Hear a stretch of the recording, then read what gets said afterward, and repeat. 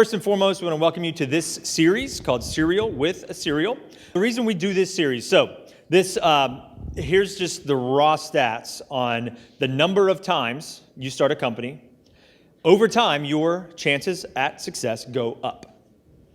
So we could look at that here at the EC and say, well, look, great, I'm glad you're new at this. Congratulations on your first startup. You're probably going to fail, so just go ahead and fail. In fact, fail 3, 4, 5, 6 times, then come back, and then we'll help you. Just go ahead and get those sort of hard knocks out of the way. We could say that. Or we could hear from other people who've decided to do that, who have been a particular kind of crazy, I call it, and are willing to come tell us those stories. So instead of you having to wait until your 10th time to get a decent success rate, let's just listen to somebody else's. So Mark, come on up. This is Mark Cleveland. Everybody welcome Mark.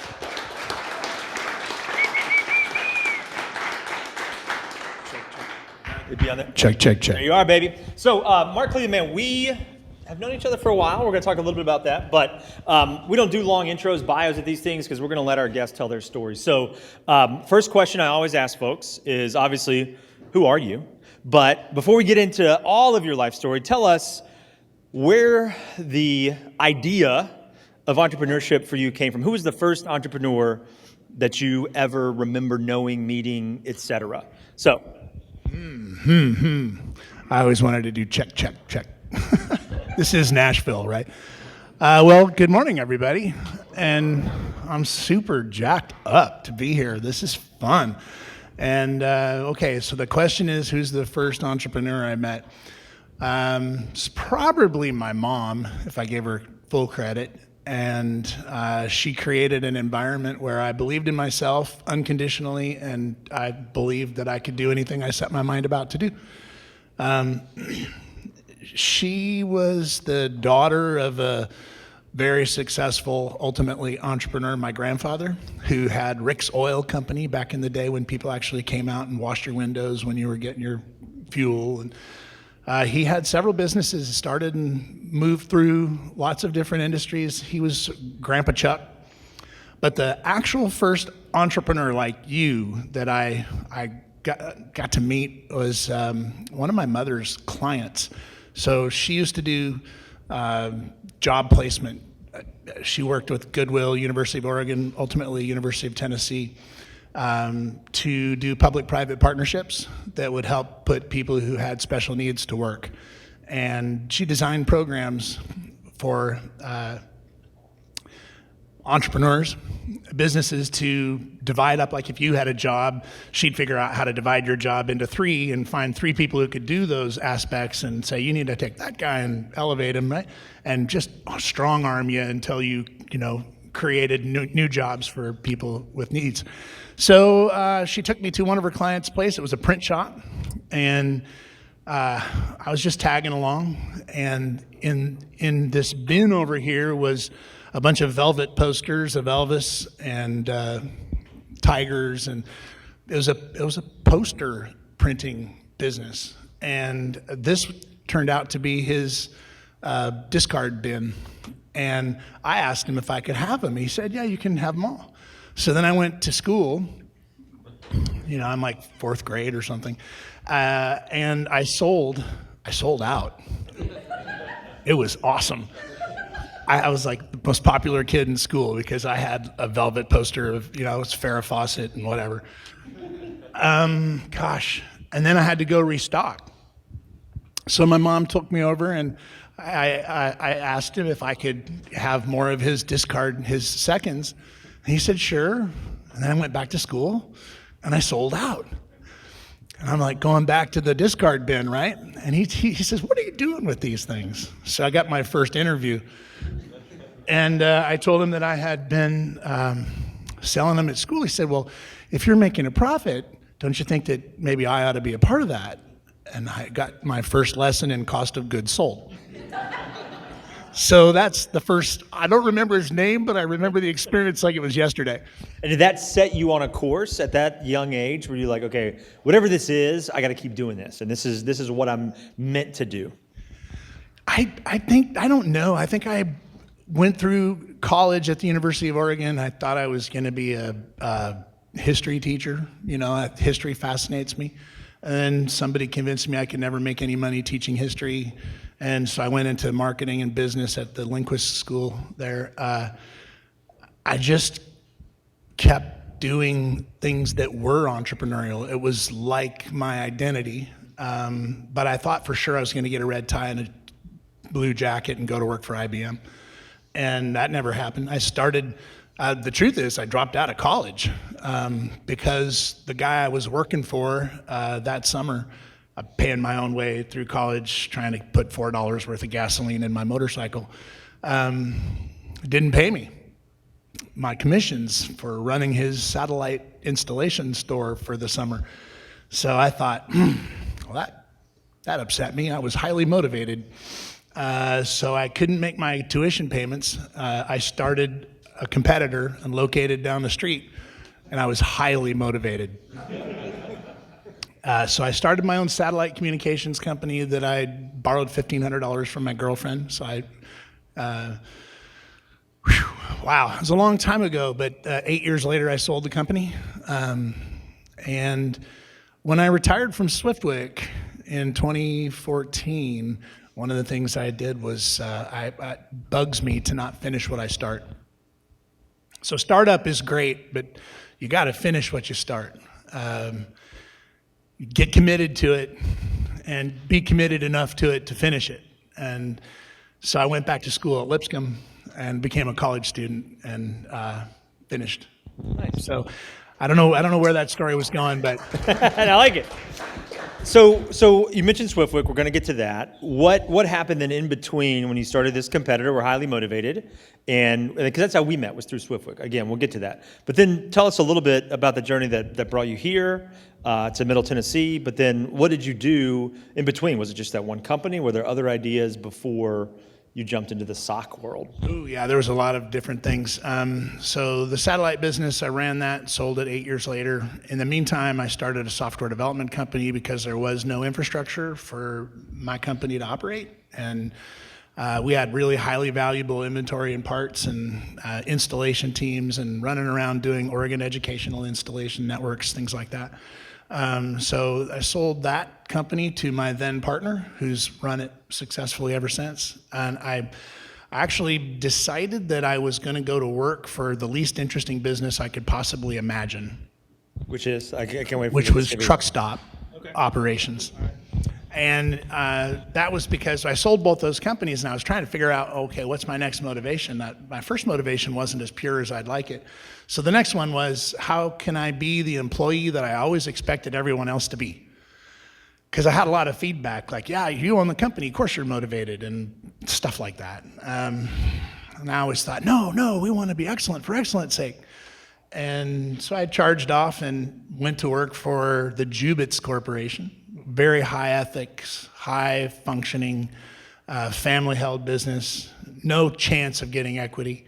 So now I'm like, all right, can I make all the decisions running this business on the other side of the desk as if I was on your side of the desk? That's the standard that I was trying to hold myself to. And I woke up 9 years later and we, tripled, quadrupled the size of the business, got into a lot of interesting things. I ran a nationwide cardlock fueling network. I did safety and compliance consulting for fleets, built a team to do drug testings. A lot of entrepreneurial activities in a family business. I could do pretty much anything I wanted. I got paid really well, no equity. I woke up one day and said, whoa, it's 9 years later. Well, what am I doing here?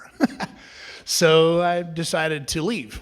I had an opportunity to go to Florida, take a company public down there that was happening to do some interesting things at the time. Satellite master antenna television systems, software development in fleets, where I just spent 9 years. So I had like 18 years of experience to take a company public down there that was doing satellite master antenna television cable to head-end systems at truck stops. Like, go figure. So I was the perfect guy for the job, I guess, and I had 117 salespeople reporting to me at that window of time, nationwide. A huckleberry Y2K, survive, the end of the universe, listen to Prince sing about 1999. Yeah, it was just a great era, and some of you are old enough to remember that. And then I got recruited actually to come to Nashville, which is what brought me here. Was really this entrepreneurial business. 3 other guys that were doing a great job doing a tech services for fleets, and we had 70% of America's largest trucking companies in our client base, and we were trying to transition from outsourced mailroom processing to, we're going to open all your mail too, and then we're going to image it and doc type it and index it and bounce it off your dispatch systems, and we're going to have all your data, and we're going to set up a team at a table like this, and we're going to open all your mail, and then we're going to image it, and we're going to design software workflow systems that are going to bring, billing and payroll and compliance documentation through to your staff to make decisions and not process. And this table will have your death grip competitor and all their mail, and that table will have both of your death grip competitors. And so we had everybody's documents and everybody's data. For 5 years, I ran that company. We sold it to Affiliated Computer Services out of Dallas, which was a publicly traded company. And I got to run that division for the next 2 years and be a part of a Fortune 500 thing. It's a long story, but I guess I'm telling that story in part because I left that in order to stop traveling, in order to try to be more present and start something new. And I did. So I look back at these eras. This is one big era, and then bang, I changed and go to a brand new industry, and that's an era, and bang, I change and go to a brand new industry, and that's an era. I started and sold 6 companies in that window of time, up to today's date, and each one has been a terrific adventure, and I've started from scratch each time. And so where did the socks factor into this? Because I was running my first company at the time. We did a lot of media and content that sort of made a difference, was in the social sector, environmentalism being one of those. And one day this giant box of socks showed up. And I don't like to wear socks, but when I wear them, I wear Swiftwick's. It's not a commercial, I promise you, but it's just true.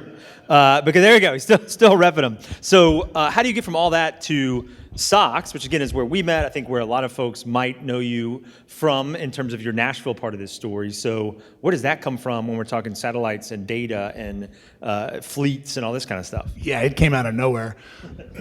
I wanted to learn manufacturing. So when I left the transportation industry, I went and became partners with a friend of mine who started Ellsworth Handcrafted Bicycles, and helped him set up a manufacturing plant in the state of Washington, and commuted from Nashville to Vancouver and San Diego, and brought some of my friends along because we were all sort of sick of corporate stuff, and we started manufacturing the world's best bicycles. And I was like, I'd lost control of my physical fitness and my health and my well-being, trying to chase all these dragons and become all these things that you are probably doing yourself. And it became an opportunity to focus on fitness, and I had a lot of work to do. So now I'm riding bicycles and designing bicycles and hanging out with really world-class people building a world-class product. And I knew zilch about manufacturing. And then from there, I started an event management company, and that company put on a 12-hour mountain bike endurance race here in Tennessee, and it was called Dirt, Sweat, and Gears. And I went out and I bought 600 pairs of socks for Dirt, Sweat, and Gears and put the logo on those socks. Now, this is 2006. It's a long time ago, but these are lessons, I guess, that I think you're here to hear. Man, I was meeting once a week with my future business partner, Jay Schwan. We were trying to decide what kind of business were we going to be in because we were wanting to be partners. And I was getting sick of the Fortune 500 thing. And so I left that and I went into the bicycle business, and it's still transportation, so there's a logical connection. And so now we're at this event, and I say to my friend Tony Ellsworth, I say, hey, do you want to come be a part of this event management company? Nah, I got enough going on. You want to sponsor? So part of it was I wanted to do something that would get that brand more deeply embedded into the Southeast. So anyway, it's the first time, I think it was 2006, it's the first time that anybody had ever paid female professional athletes exactly the same number as the male professional podium athlete. So, and I'm like, you have to be kidding me. I'm the father of 2 daughters. It's 2006. That'd be like saying, like, right now it's 2024 and somehow this entire class of profession isn't recognized for an equal performance. So, yeah, there you go. That's worth some life energy. Gosh, we had a fantastic event. And at the end, there's a big bonfire. I'm listening. I'm hearing people come up and say, "Oh, what a great event! This was a lot of fun." Da, da, da, da, da. Where'd you get these freaking socks? So I'd given away all these, what turned out later to be compression socks. Nobody knew the value of compression in high-performance athletics at the time. We got these socks because the logo looked awesome. And then we gave them away, and I had the world, like the women came from all over North America to compete for a $10,000 prize. The men came out, it's like almost making me emotional. They came out to support the women. So I have the world's best athletes, 12 hours of real laboratory, all coming up to me at the end of this event going, "Where'd you get these freaking socks?" And so I went back to the next meeting, and then I watched my daughters pick through the laundry to just get those socks. And I'm like, what's going on? I'm just observing. And I think that's one of the core lessons is pay attention, observe you, believe in yourself the way everybody else does already, and go for it. So I took the last few copies of socks that I had and went into my next meeting with Jay, and I dumped him a brown paper bag of socks on the coffee table in his living room, and I said, "This is the business we're going to get in." And we'd been studying different types of business opportunities for maybe a couple of years, along that journey. And his wife is a beast of a cyclist, Mary Beth, and he says, "What?" You turn and he says, "Hey, Mary Beth, have you ever heard of Swiftwick?" She goes, "Oh yeah, those are those really great socks that are impossible to get." And he looks at me and goes, "Deal." So that's how we started Swiftwick. And I knew absolutely nothing about socks, but I knew something about manufacturing, and I had a real-time laboratory, awesome feedback. So we went and built the brand, built the company, started really from scratch. And I was selling socks out of the back of my Mercedes. For how long? Well, tell us how sort of the rest of that story. That was 7 years. I have a 7-year clock. If I'm not out of something by 7 years, I'm working on it for the next 2. I'm generally out of it by 9. It's sort of this window of transition. I think it has to do with just I've become an expert. I'm at textile trade shows, and the CEO of Under Armour is speaking, and then I'm the next on stage. I'm following the CEO of Under Armour. We made, and we still do make, the world's best sock.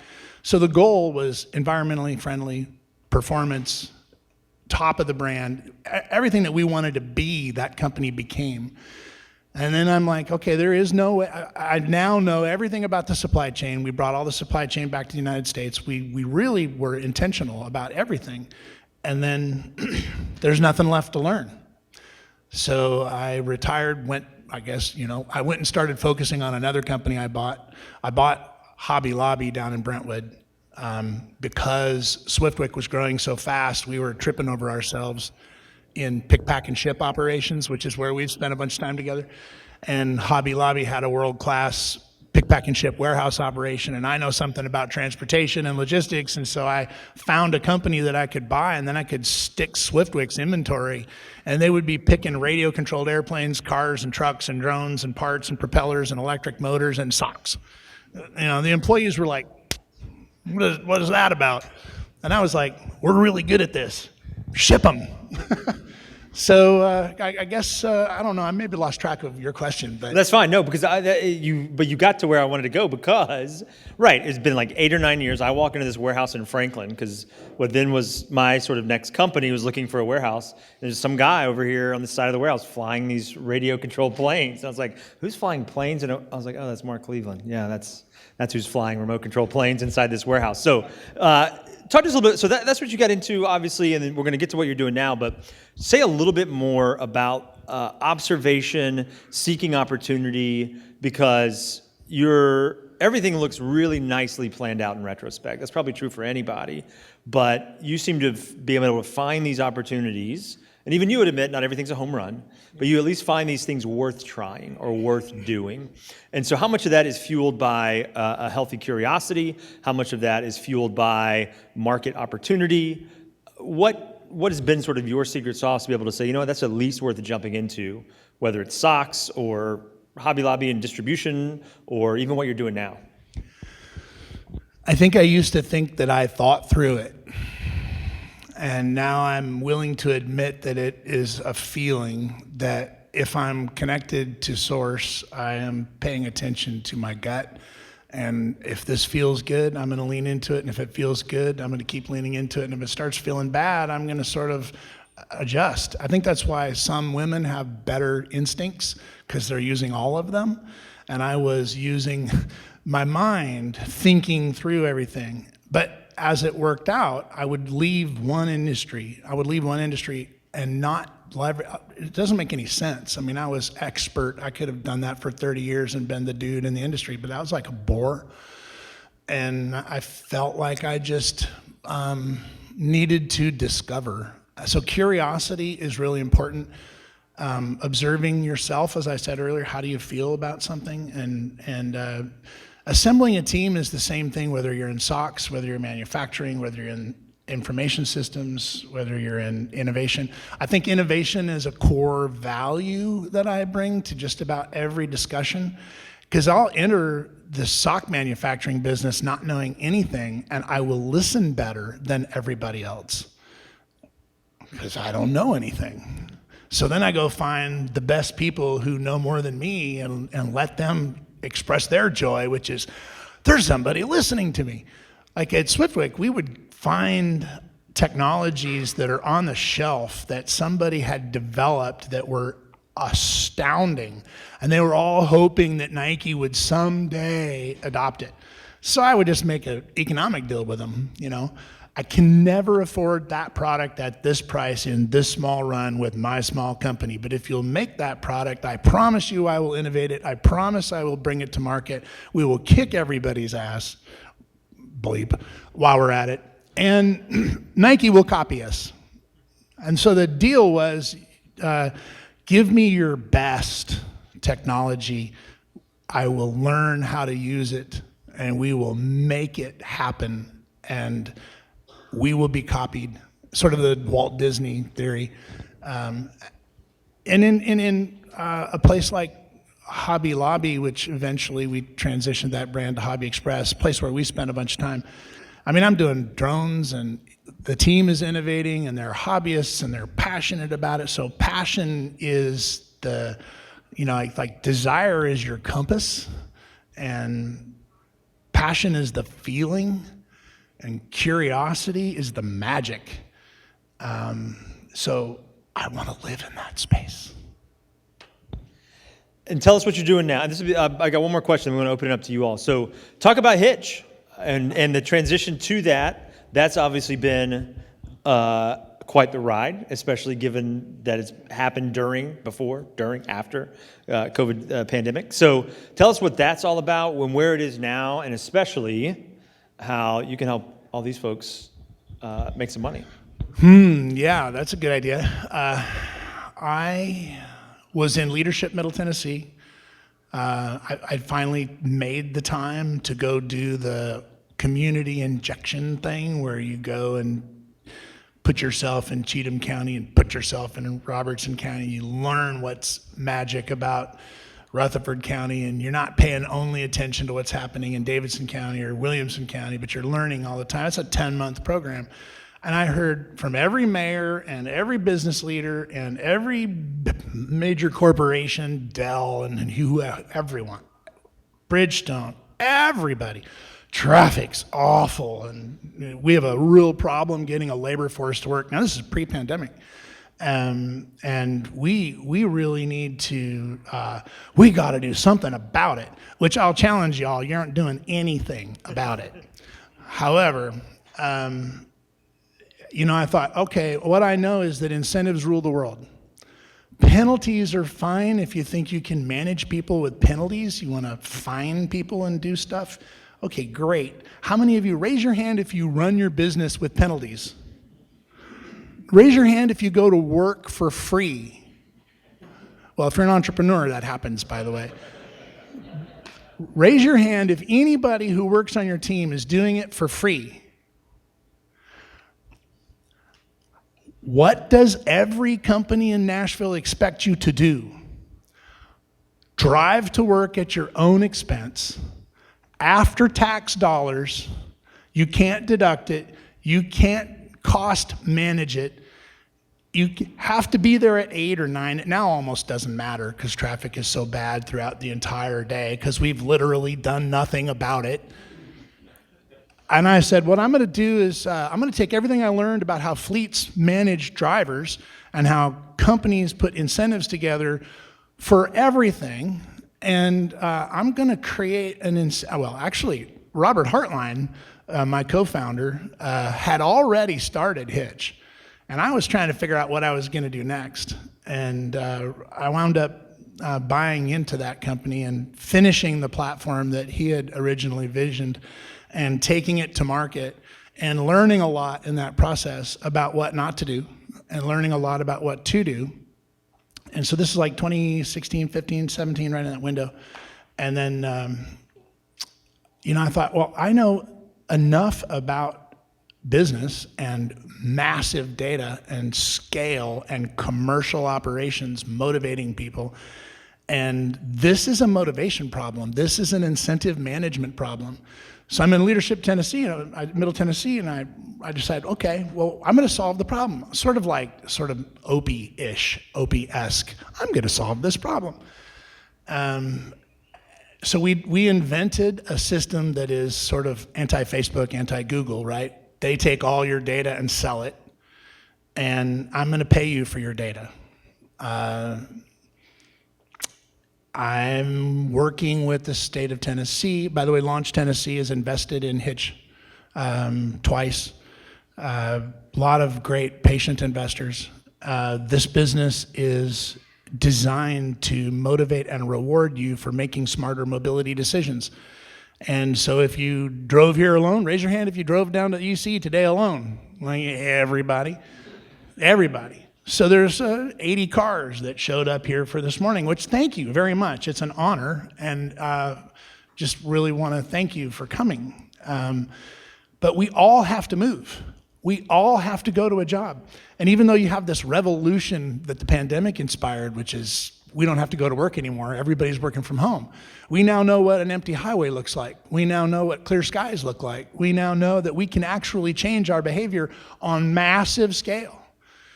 And so in 2018 and 2019, before this was going on, we launched Hytch Rewards as a pure incentive management program. All you got to do is download the app.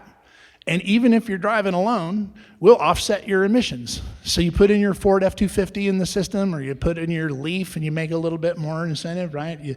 You do things that make sense, and it's just a daily diary for tracking how you got somewhere. We don't track you at all unless you say, track me. All right, now I apply that to traffic. Everybody cares about traffic. Employers want you to come to work. Why don't they pay you to come to work?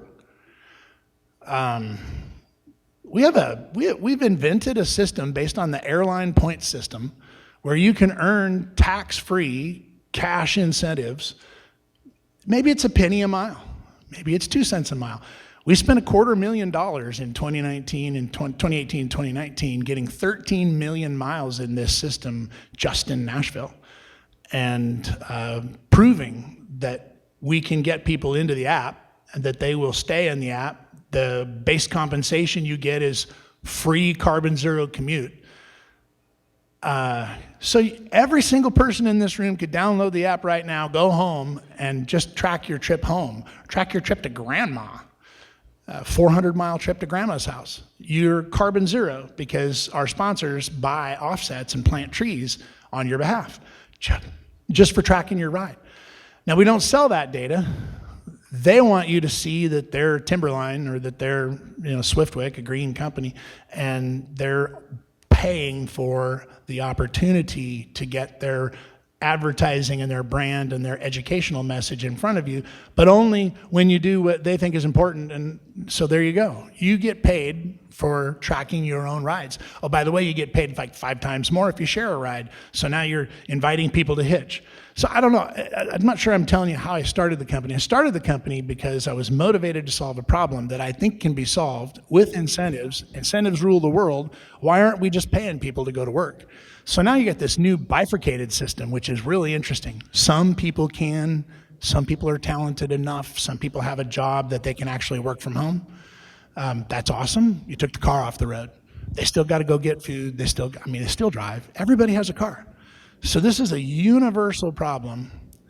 I'm going to be with my investors and team and partners and the Greater Nashville Regional Council. We're going to be launching in Middle Tennessee a program that is based on our learnings from those 2 years of everybody was downloading the Hytch app and getting paid. So the pandemic came. Here's a story. Pandemic came, and here's Hytch. We have a gigantic contract to go implement this same system that we've experimented on and invented in Nashville. And the pandemic shows up, and like your entire business model evaporates. And we're still in business. There's a lesson of not learning how to let go. There's a lesson in being resilient.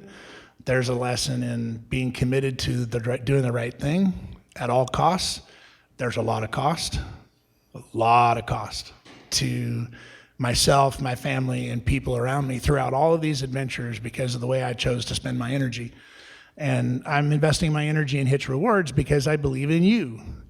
And I believe that your employers will come around to the idea that now they allow some people to work from home. They can roll out of bed at 7:45 and sign in at 8, and they're at work. And yet there's a whole bunch of people. I mean, if you saw traffic lately, it's worse than 2019 it's going to become orders of magnitude worse in Nashville because nobody's doing anything about it.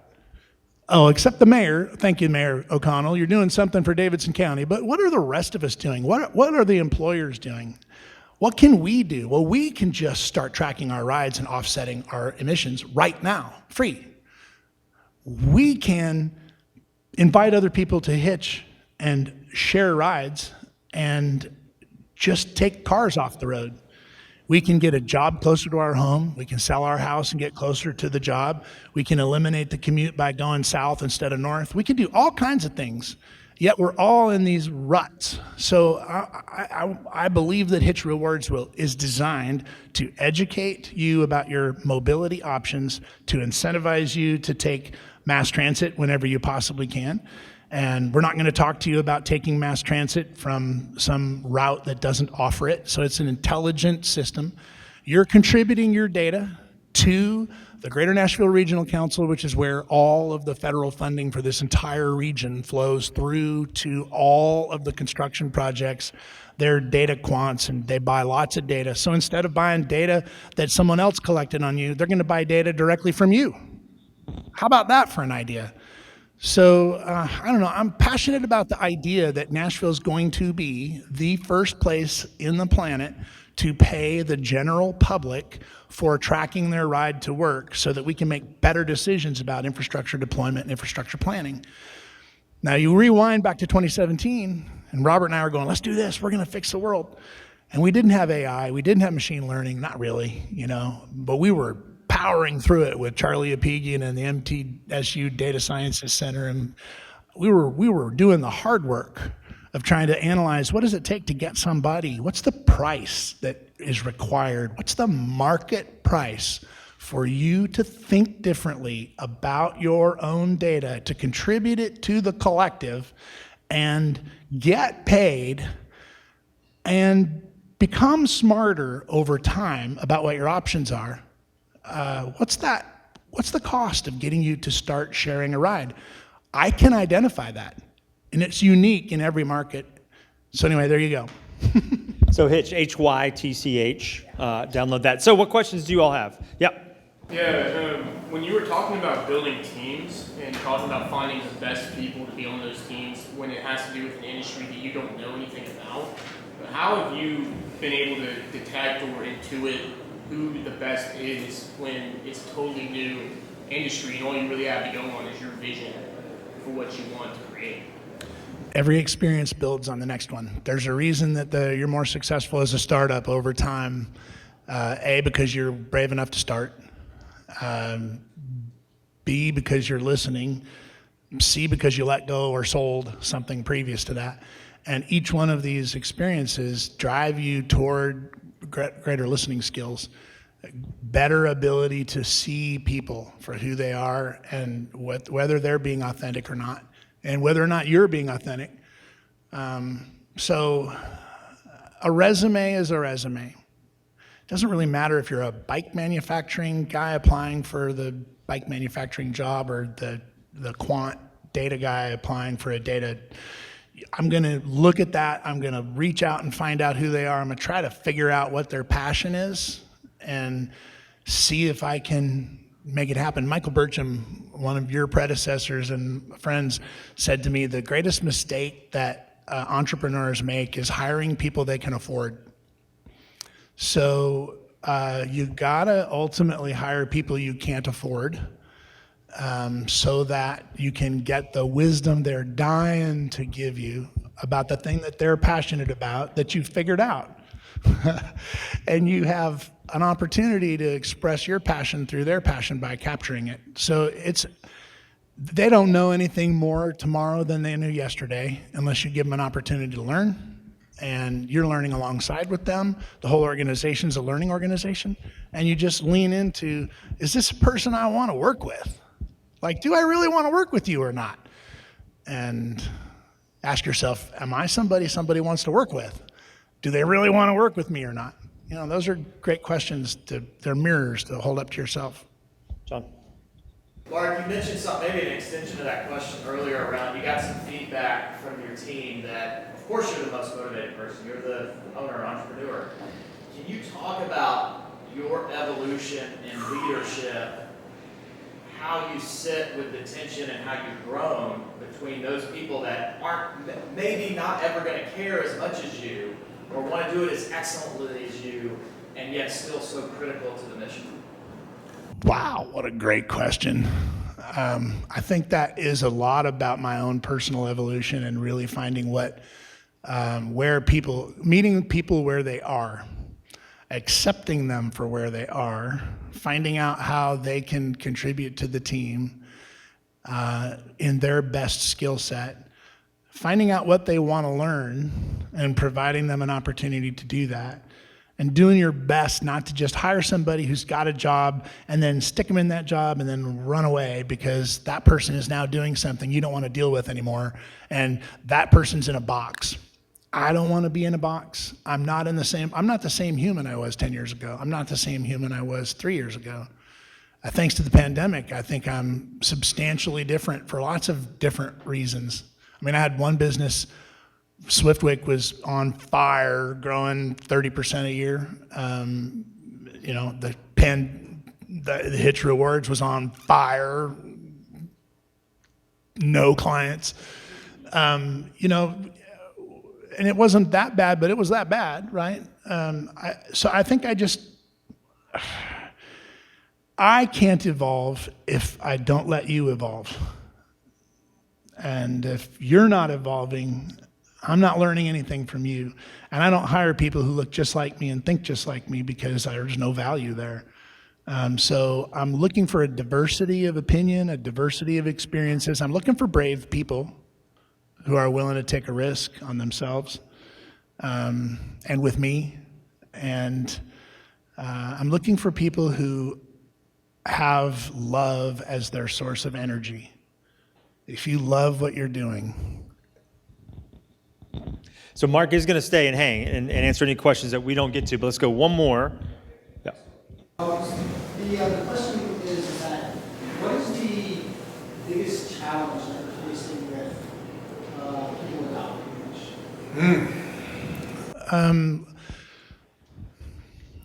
I think Hytch is designed to take advantage of everybody's self-interest. So the employer that wants you to come to work and bring somebody to work that doesn't have a car, and create a community in that hour-long wasted time in a commute that both you need to have. That's a self-interest that the company needs to understand. It's in our interest to have people show up to the physical place of work. So we're going to pay them. That's in your self-interest to be receiving some capital, right? Some money for what you're going to do anyway in your own mind. Maybe some of it is I don't want to be tracked. I don't care where you go. The system, we don't ask you where you're going. We just say, track me. And if you start at a place that matters, like a highly vulnerable population, and you move into a place that matters, like an employment center, and you did it on Interstate 24 with 70,000 other people, that matters. And if you took one person in your car, that matters. It's in our self-interest as a society to get cars off the road. But it is not the car that's the enemy, it's the behavior. It's not thinking that there's a better way, then you have the choice to make. So I think probably I'm an evangelist shouting into the darkness and people aren't paying any attention. But when you start flushing $1 million through the system and paying people for their data and paying people to make better decisions relative to what they did before, I think people will grab onto it. I just have faith. Round of applause for Mark. Thank you.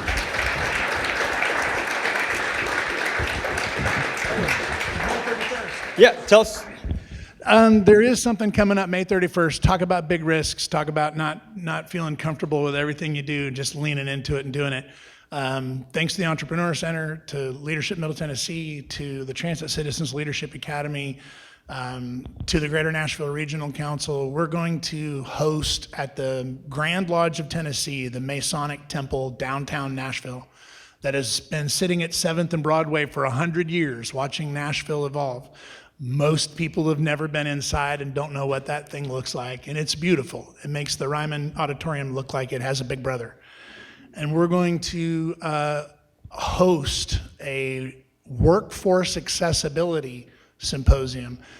This city is going to continue to explode, and we need to think better about how we get the elder population employed longer, the younger people prepared better, get the experience out of everybody who's got experience, work from home if you can, drive to work if you can. How are we going to get more people employed, more people trained?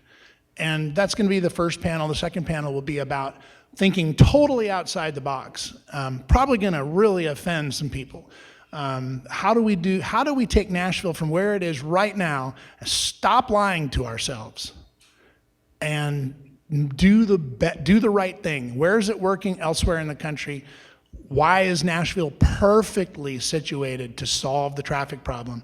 There's 350,000 cars a day that drive to Nashville.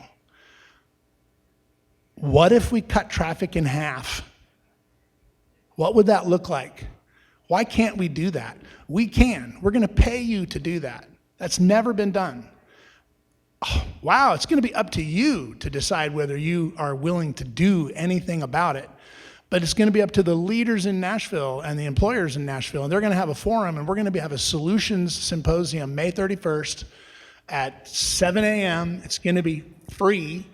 And we're going to pack that place out with people who want to think differently and want to hear experts from around the world, public-private partnerships. How do we actually change this living experience where we live, work, and play right now, totally Nashville focused? Right now, the state can make some changes. The counties can make some changes. What are those going to be? We're going to just lay it out. And I don't think, it feels odd because I want to be everybody's friend, but we're going to be actually criticizing ourselves and hopefully delivering some solutions. I hope you'll show up.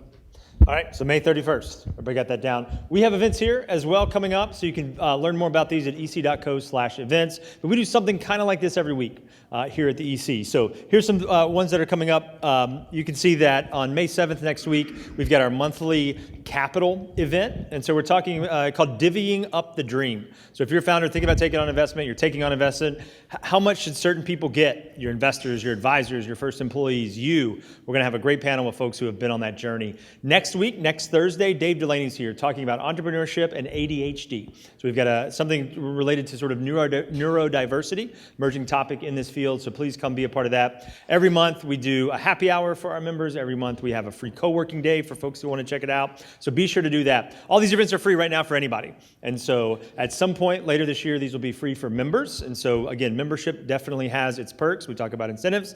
And so that's something that we will be doing. But for now, man, we want as many people as possible to come check this place out.